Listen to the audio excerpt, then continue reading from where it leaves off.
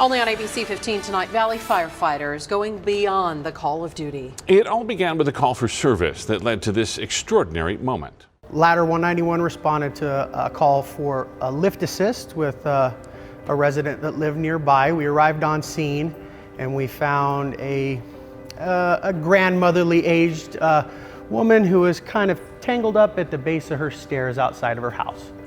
Pat's daughter called 911 and Peoria firefighters quickly arrived, treated Pat, but instead of leaving, began asking questions. We helped her to her feet and we did an exam on her and talked to her, and she didn't seem to be injured, she just needed help up. She would transport herself from a wheelchair, walk up the steps, and then into the house. And so she tried to make it and she couldn't. James said, "We don't want this to happen to you again." And he said, "Let me look at the backyard." So he came around, looked at the backyard, and he said, "We can build you a ramp."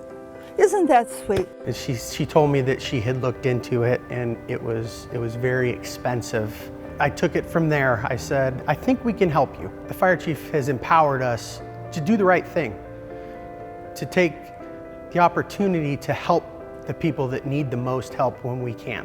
Then during the process, the Peoria Firefighters Charity Organization, they reached out to us and they provided all the building materials. I called her back later that day and I said, "If you're free tomorrow, I'd like to come out and we'd like to help you with your situation." That's what I became a firefighter for, is to take the opportunity to help people in need, whether that's a 911 emergency, life and death situation, or things like this. And especially because our fire chiefs empowered us, like I said, to be able to take the opportunity to do the right thing. What I would like to do, I'm able to do. Captain Neely and his crew are kind of the example to the rest of the department of what we expect from their service as they go and go to a call. But the whole department is a wonderful department. We have wonderful people that kind of, as I always say, came from the factory that way, with a lot of compassion and wanting to help however they can or however they have to. When we interview for firefighters, that's one of the characteristics that we look for is compassion. That's one thing that you can't teach. And from there, I just encourage them and empower them to go out and do good things, however that may have to happen. The ambulance service here for fire medical has impacted immensely in several ways. One is that it has shortened the response times.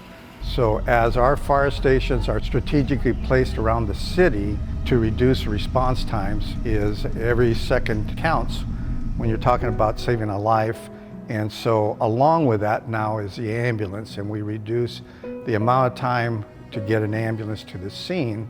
The other advantage is that we have firefighters in our ambulance, which we can easily move around, and continuity of care can continue very easily.